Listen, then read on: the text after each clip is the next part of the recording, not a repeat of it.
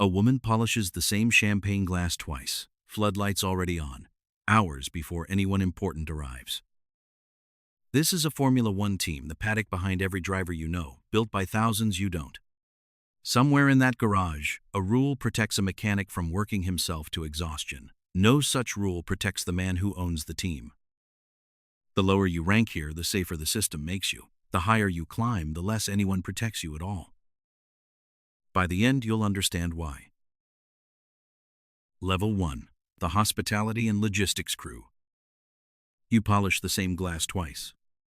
Not because it's dirty, because your hands need something to do while you wait. The floodlights are already on. Nobody important has arrived yet. Your shift started at 6 this morning, unpacking crates of glassware flown in from 3 time zones away. It will end sometime after midnight, once the last guest has gone and the tables are broken back down into cases. Tomorrow, you do it again. Different country, same clock, same expression. By the time the first driver walks past you tonight, you will have set 11 tables, ironed 40 napkins, and rehearsed exactly where each VIP sits. 3 times. You are paid by the hour. According to industry pay trackers, contractors in roles like yours earn somewhere between $30 and $35 an hour for touring the most watched motorsport on the planet. That number does not change whether the team wins tonight or finishes last. You travel to every race. Different city, same folding tables and the same instruction. Murmured by a manager who never looks up from his clipboard. Smile, refill, disappear. According to one industry estimate, more than 9,000 people work across the 10 teams on this grid doing jobs like yours. Mechanics, engineers, caterers. Drivers too, but only 20 of those 9,000 will ever hear their name said out loud on television. You are not one of the 20. You know this paddock better than most of the executives who fly in for the weekend. You know which driver takes his coffee black and which one doesn't drink coffee at all. None of that knowledge shows up on a stat sheet. It doesn't need to. That's not what you're paid for. Tonight, if the home team wins, there will be champagne. You will have it chilled, already uncorked at exactly the right pressure. Glasses lined up in the row, you polish twice. You will not be in the photo. That's not an oversight. That's the job. Somewhere in the garage behind you, mechanics are watching a different clock, one that decides when their night ends. Yours has no such mercy. You will never stand on that podium. But without you, no one else gets there either. Level 2. The Operational Mechanic. A different clock than hers, just as merciless. 3 hours after the second practice session ends, a rule from the FIA's own sporting regulations forces every car under cover and forces you toward the gate. You swipe your pass. The light stays red for a second longer than it should. Curfew. Not a metaphor, a real, timed lockout, enforced at a turnstile. With a shrinking number of exemptions each season, the sport allows a team to break it. That rule exists to protect you from exactly what this job used to do to people. 12-hour build days on Wednesday and Thursday. Pit stop practice Thursday afternoon. Then the weekend proper, where your hands do, in under 2.5 seconds, what takes a road mechanic 15 minutes. You started at 22. Your first paycheck in this paddock was somewhere around £42,000 a year, and according to the mechanic who wrote about it later, it felt like hitting the lottery. That was before triple headers, before 24 races a year instead of 17. Today, according to industry pay estimates, mechanics like you take home somewhere between $67,000 and $81,000 annually. Good money, by most standards. Not by this one. Not when a teammate 3 garages down, the mechanic assigned to a different driver missed his own son's first birthday because the calendar put Singapore that same week. The team documented it themselves later, in a film meant to celebrate people like you. It wasn't a celebration. Not really. It was an apology dressed as a tribute. You don't resent the curfew. You resent needing one. Because the fact that this job requires a law to stop you from destroying yourself, that's not protection. That's an admission of what the job actually costs. The gate beeps green. You're through, into the cold night air, 6 days until you do this again. The system protects you from burning out. It was never built to protect you from missing everything else. Level 3.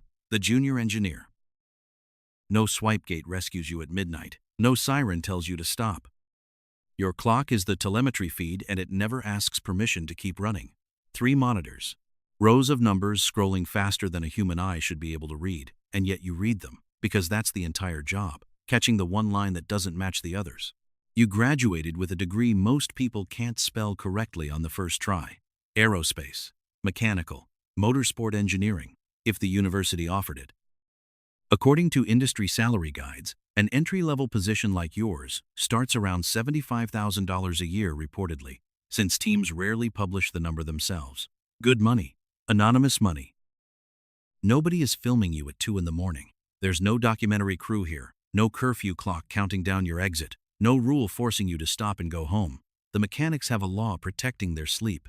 You have a deadline and deadlines don't clock out. You catch the anomaly, a half-degree temperature spike in a sensor that shouldn't exist.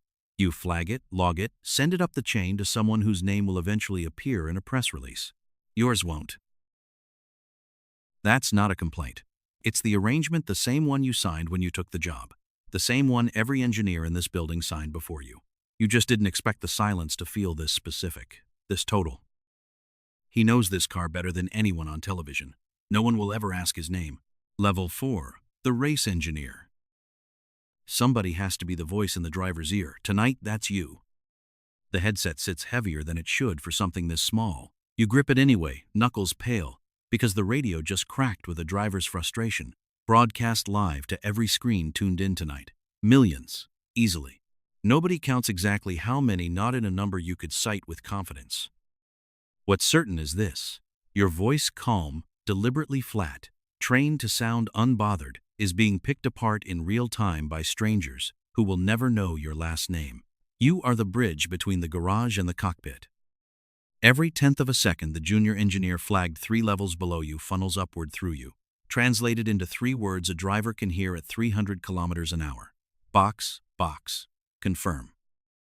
Get it right, and nobody notices you at all. Get it wrong, and the internet decides, within minutes, exactly whose fault it was. One team member, speaking anonymously to a motorsport publication, described the atmosphere inside these garages as something closer to a corporate ladder than a family competitive, occasionally cruel, the kind of environment where dark humor tips over a line before anyone notices it's gone too far. Not every garage, not every day.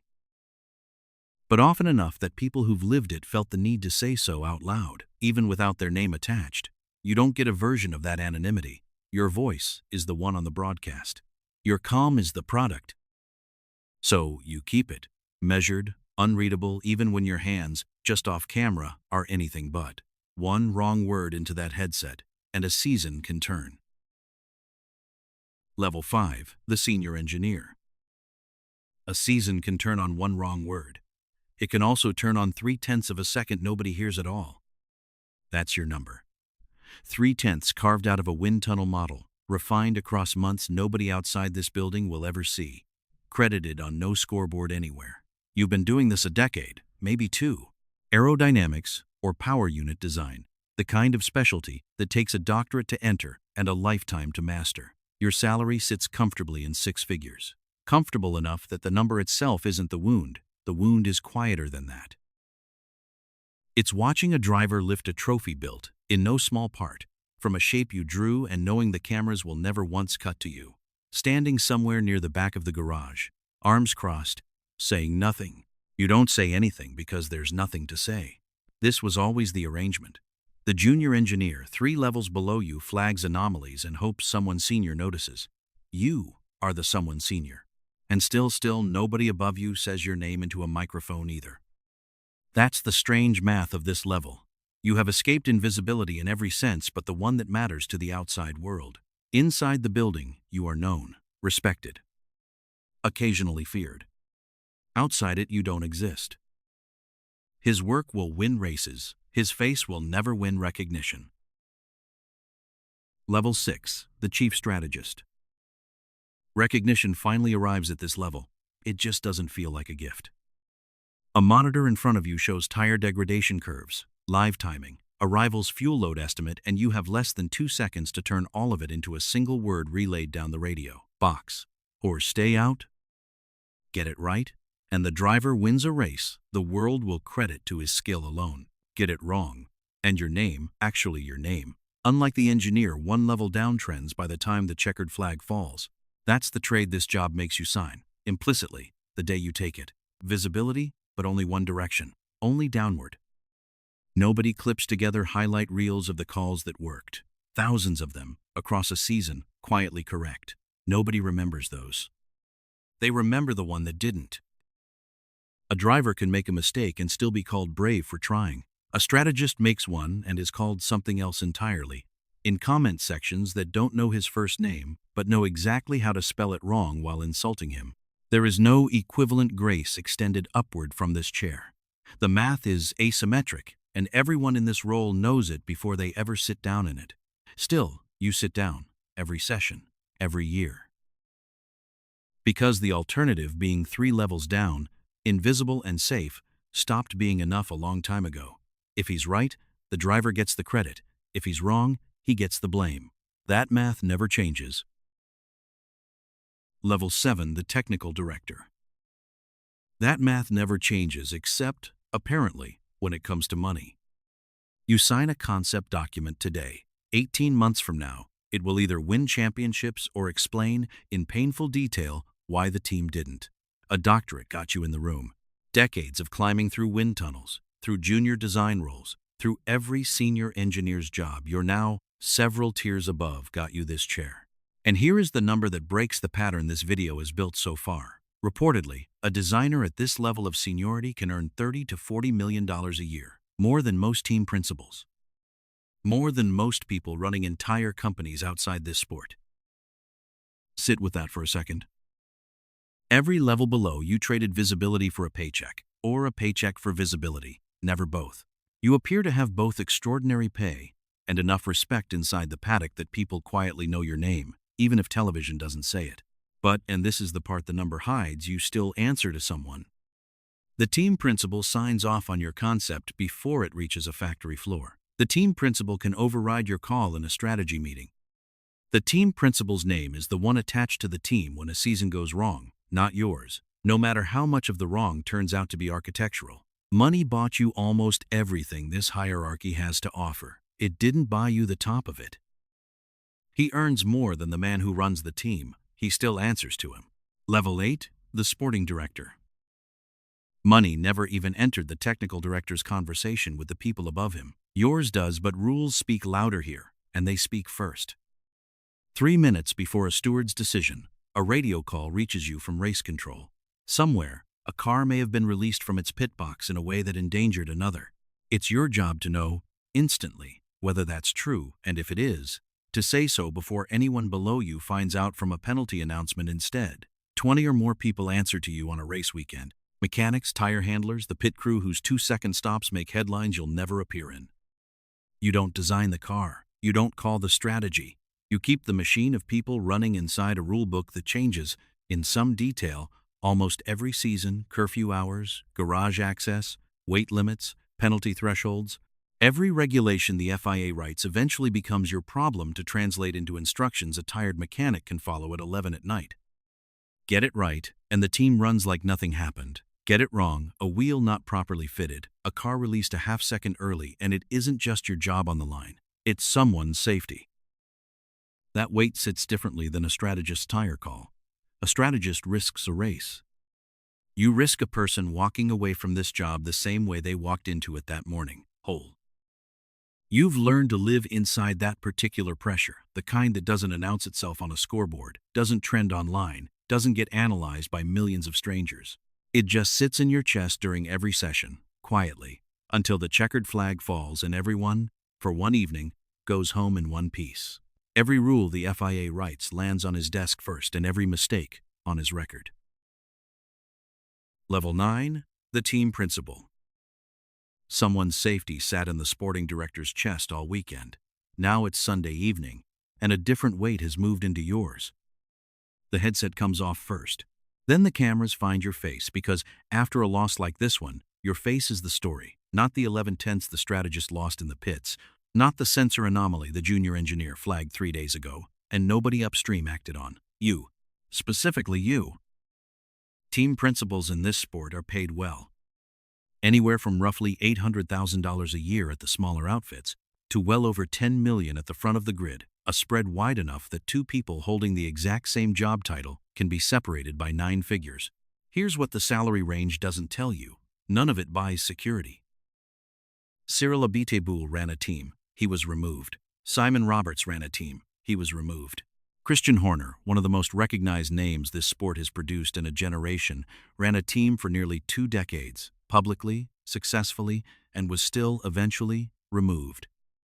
Not one of them was a mechanic missing curfew. Not one of them broke a regulation on the sporting director's watch. They simply stopped delivering results a board found acceptable, and the board's patience, it turns out, has no clause protecting tenure the way a curfew law protects a mechanic's sleep. You are the only person in this hierarchy whose failure is announced with your name attached, in real time, by broadcasters who have never met you. 9 tiers of engineers, strategists, and technical directors can be wrong without losing their jobs by Monday morning. You cannot. That's the arrangement nobody explains to you on the way up. The title that looks, from below, like the top of the mountain, is actually the one position in this entire building with the least protection of all. You built a system that runs without you at the pit wall. You had to. Because the moment they stop needing you specifically, someone above you will notice. And there is always someone above you. Level 10, the team owner. There is always someone above you, even here, especially here. A glass-walled suite sits above the garage, quieter than the pit wall, colder in a way that has nothing to do with air conditioning. A tablet on the table in front of you shows a share price, not a lap time. You didn't build this team's cars. You didn't call it strategy, didn't fit its tires, didn't miss a single birthday flying between circuits. Your relationship to the hierarchy below you is almost entirely financial and, according to public filings, that relationship pays extraordinarily well. One team's chief executive reportedly took home £37 million in a single year after his team won its first championship in over a quarter century, confirmed not through rumor, but through accounts filed with a national corporate registry. Total pay for that team's senior management, the same filings show, more than doubled the same year, while the workforce building the car numbered well over 1,000 people, most of whom will never be named in a press release. Another team's principal owner is estimated, across various public sources, to be worth somewhere between $1.5 and $2.5 billion of fortune built, in part, on bonuses reportedly tied to something as specific as a single podium finish. Numbers like that suggest freedom, absolute, untouchable freedom. Here is what they don't show. A board still meets. Shareholders still vote. A stock price still moves, some days, for reasons that have nothing to do with what happened on a racetrack at all. You answer to people who have never touched a wrench, never worn a headset, never stood in a garage at all, the same way the hospitality worker in Level 1 answered to people she would never meet either. The chain didn't end with you. It just became harder to see. The owner has never met the woman who polished a glass twice, hours before he arrived. He never will. She has never seen the tablet in his hand, the number on it, the board waiting for his answer. 9,000 people build 2 seats worth of glory. Only 2 names make the trophy. Everyone else goes home, packs a suitcase, and does it again next week. Mechanic, engineer, strategist, principal, owner, each one answering to a clock, a curfew, a board, a number they didn't choose. Neither of them is free. The cycle continues. Whew.